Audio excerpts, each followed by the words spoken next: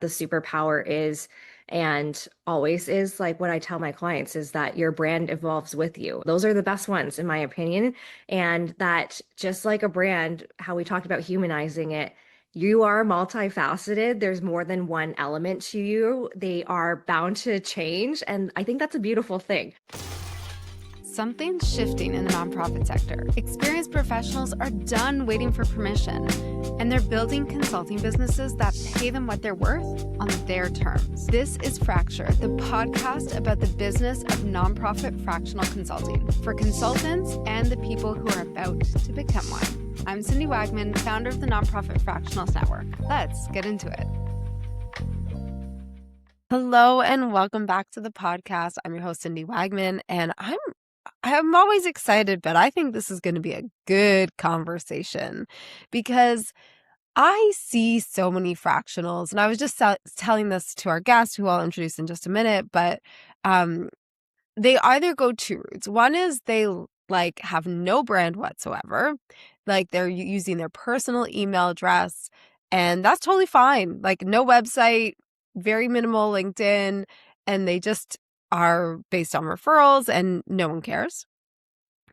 Or, and this is probably more common, I see a lot of people as they enter their business feel like they need to present as professional, and therefore they spend a lot of time figuring out the perfect business name, the perfect logo, all of these things, so that they feel more ready or more presentable to the world when they go out and find business. And so we're going to start today's conversation with our guest, Christine Lieu-Guzauskas. Did I get that? Okay. Lieu-Guzauskas, yeah. From CL Designs. And we're going to sort of use that as a jumping point for this conversation. But before we get into it, Christine, just introduce yourself and tell us what you do. Yeah, thank you so much, Cindy, and to everyone tuning in today, too. I'm so excited to dive into this topic. It's something I'm very passionate about. But I have a design boutique based here in Toronto, in Canada, where I help support a lot of the nonprofit space specifically. And so being able to help you with your cohesive branding, to website design, to marketing collateral, to really help you increase your impact and sales ultimately. And then similarly have a podcast and do some speaking and workshop facilitation to really bring accessible knowledge to this space, especially. Amazing. So, fractionals and our clients, which is also good because, sometimes they need help. So let's start with this. What is branding? Because I think a lot of people have their own definitions, but let's get on the same page with that. So what do you think of when you think of, what a business, a small, usually solopreneur business thinks of when they think of your brand? Yeah, I mean, I can relate in many ways too. I'm a solopreneur myself and have been very much intentionally that way over the years. And so branding, I feel like can be very taboo. It's this buzzword that gets thrown out into the marketing industry so often. So I love that we're starting off here, that I love looking at it in a 360 holistic view in that sense. So breaking it down into 3 pillars may even help you. So thinking about it internally, this is everything from your mission, your vision, your brand story. If you have an origin founder story, for example, to really highlight your unique value proposition, getting really clear of that positioning in the market and maybe the less sexy, glamorous stuff that you think about, but very necessary to then be able to move into the second pillar, which is more of your external pieces that are the more glitz and glam, if you say. So it's more of your logos, your color palette, your font pairings, your all the brand photography, the content out there, the website, all these things. And then the third piece, which I think is often missing, is the experiential piece. More than ever, especially with the rise of AI, I feel like people are really craving that sense of connection more than ever. And this is where that brand loyalty really kicks in, especially. So for example, even if you have a digital product as a consultant and that you're working on, then perhaps you want to make sure that that's delivered really easily, a smooth checkout, very easy to access in your inbox and actually to implement. This is going to, really raise in those values that you have as a consultant for perhaps too. So just making it really holistic is going to bring that cohesion and consistency so much better to strengthen your overall brand. Ooh, I love that. You're like speaking my love language now. I love the experiential stuff. And like, it just, it's one of the things I actually teach is not just like how to find clients, but the experience of them onboarding with you and working with you and you're reporting back to them. Like, all of that is so critical. Um, and I think like, really defines, not just defines like who you are, but also sets you up for further business from them, from referrals and all of that. So I think I almost feel like that out of all the things, maybe the most important.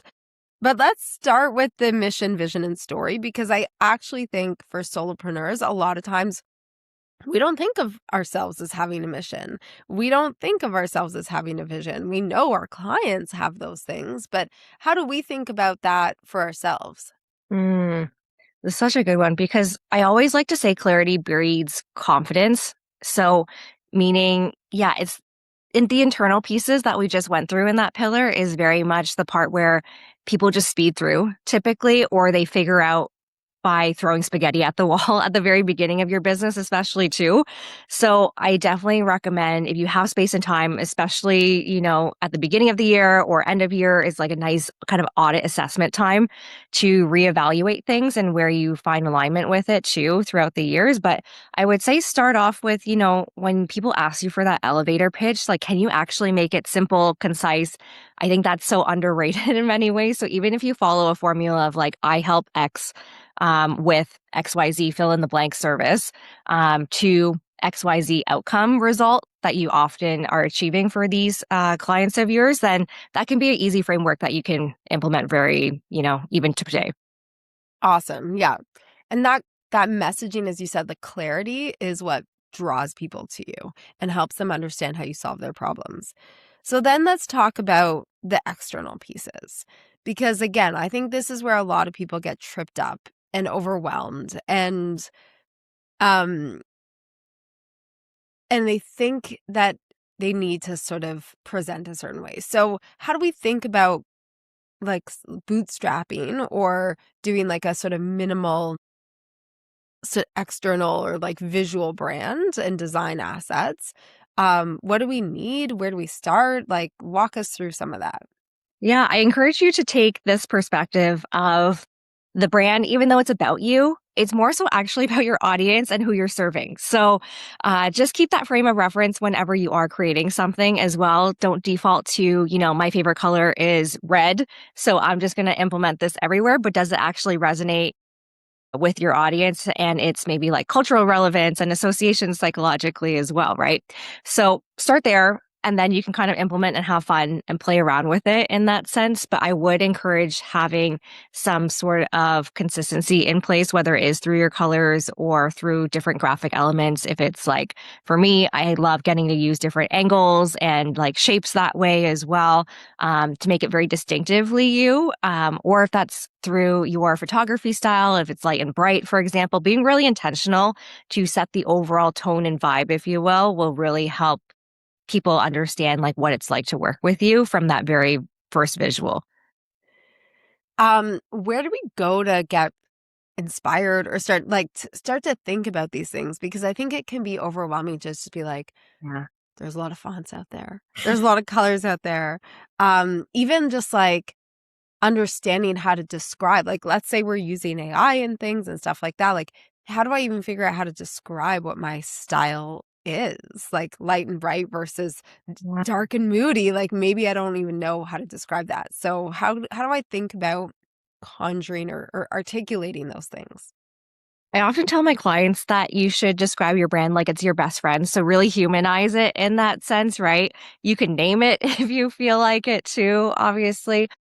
But I would say pick one spot because I find it can be very overwhelming for my clients when they're living in multiple places. So, for example, go to Pinterest, set yourself a timer as well because it can be really easy to go down the rabbit hole and spend way too much time and in the overwhelm of things. So, maybe set an hour for yourself, half an hour to an hour, I think is more than fair enough time to start off initially.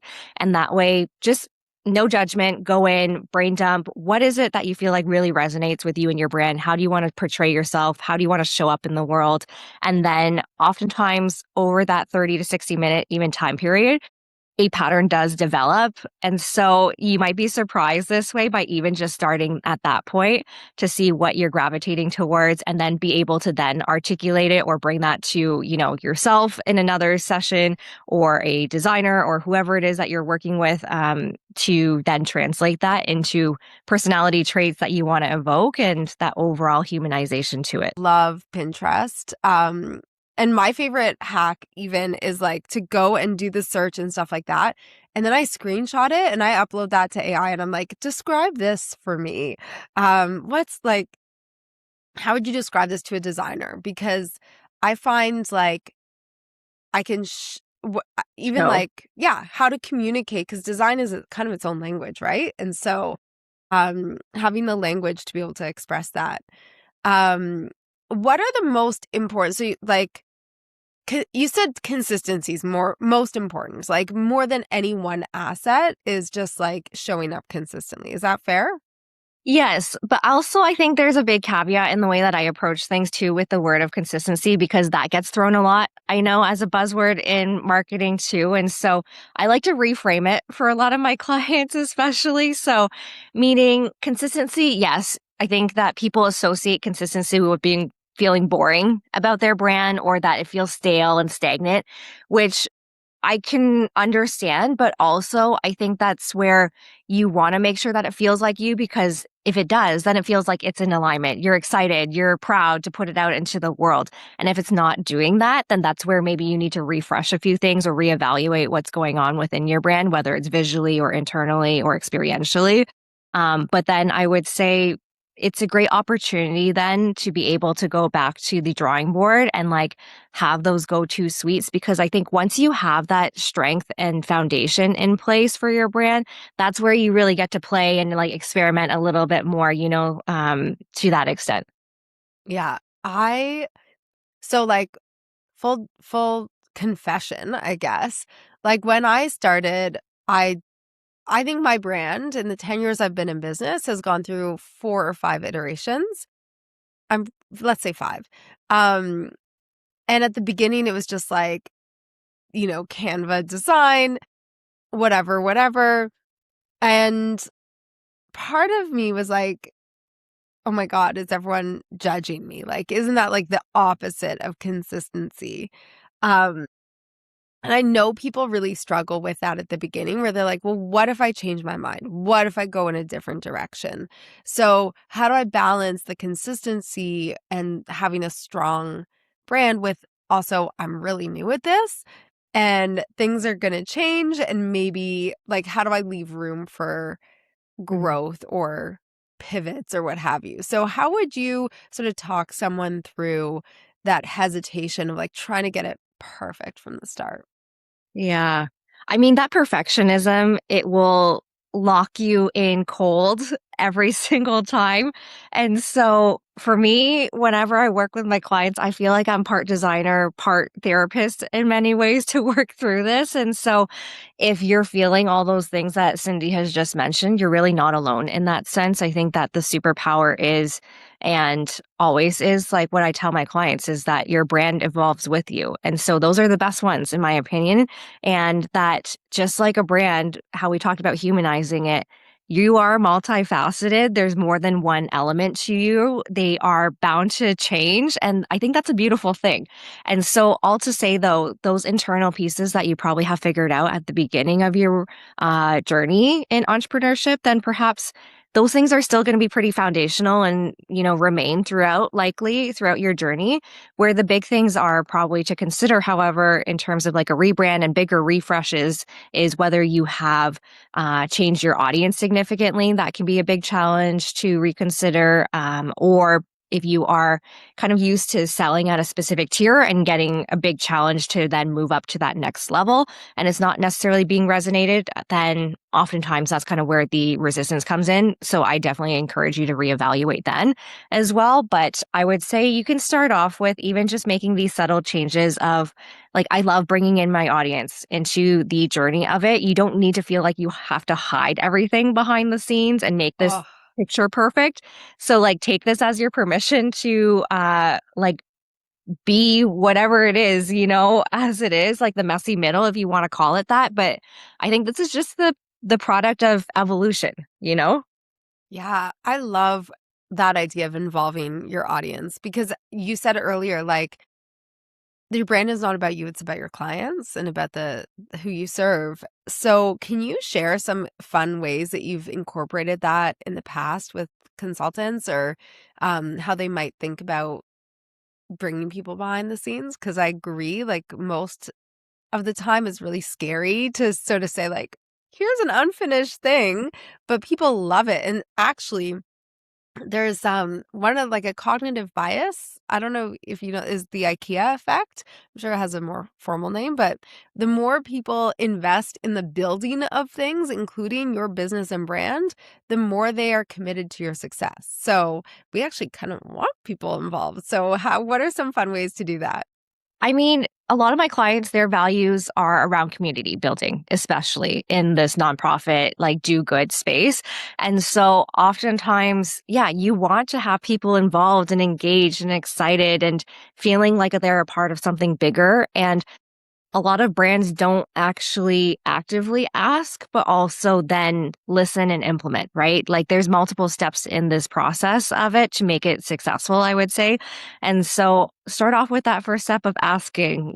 I used to run a number of years ago something called a brand party challenge way back in the archives of my business. And so this really challenged people and different consultants, especially to go out, put yourself visibly in front of your audience and ask for that feedback directly, especially when you are small or starting out at this stage and very lean, then this is the best time actually to ask when you have this involvement. And like it really helps nurture relationships, honestly, as well, which is such a big component of then being able to translate into sales in a natural way, but also yeah, just ask for the market research when it's directly there. You're not assuming. I like to say that we can do better. Like, we don't need to assume and like take things from what ChatGPT tells us. Like, you have the direct source. So why would you not go there? Right. Exactly. As much as I love AI, it never replaces actual conversations with your clients and real stories, right? Like the emotion behind everything. All right, I want to make sure we cover experiential before we have to wrap up. I know we won't have time to go into like all the details, but I'll give you a couple of my favorite things that I love to do and I'm very curious what you have. Um so I always have like onboarding gifts for clients. I love to automate because now my business is scaled. Most listeners won't have like you'll have a one-to-one business. I have a one-to-one many. So I use things like handwritten, which is a automated like it sends out cards if you're signed up for our summit or were because this will be aired after the summit. You will and you filled in our onboarding form, you will have gotten a handwritten card. I also love something called I know.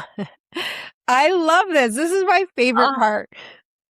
Um, I do when members of our network renew, like after they finish the program, and if they renew as an alumni, we automate Sugar Wish, which is another company that sends like a little gift. Um, I love, love, love that kind of experience of just surprise and delight, right? And I have lots baked into our program. But even like if you're working one to one, having a welcome gift, holiday gifts, little surprises, um, I think really um increase your likeliness of referrals and all that and just give your clients a better experience. And because they all work in the nonprofit sector, like they're used to being treated like shit. So let's treat them really nicely. What are some of your favorite experience? That's how I kind of I mean, that's like the fun side of experience. Also, when you mentioned like how to book a call, like all those things should be easy and frictionless. So, what are some of your favorite things that you think every business owner should be looking at? oh my gosh. Well, I love what you do already. That it just warms my heart. Like there is nothing more. My mom used to say to me that every time that I received mail, like, not a bill, but like a like a handwritten card in the mail, it was like I won the lottery. And so I literally had one client tell me on Friday when I was offboarding her too that she was like, that is so generous of you because we're so used to giving that we don't like we're also practicing receiving, you know? And so that really has resonated with me, but it's been something that's really important for me too. I love that you say surprise and delight because we're very aligned in that approach to things too.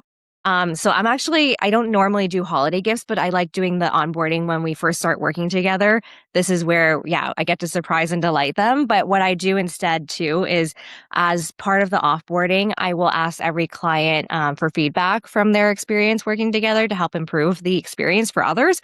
But also, I love getting to ask them, how do you like to celebrate? And so, based on their answer, I'll tailor specifically a gift for that. And if oftentimes, if I can also support another business that I have worked with, and that's where I love getting to have that synergy and like just really great feel good energy around it.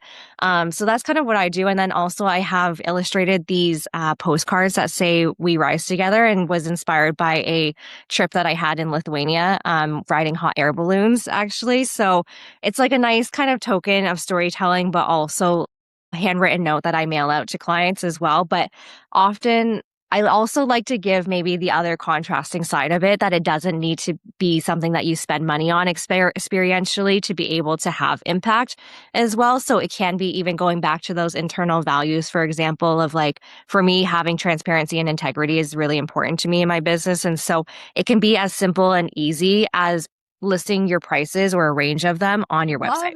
it. Yes, that's what I hate it when people don't list their prices. I'm like, you want to set expectations. And I don't think it's a bad thing by any means to be called expensive or whatever you want to associate it with. I think you're just being able to show people what you're able to, yeah, deliver really. Yeah.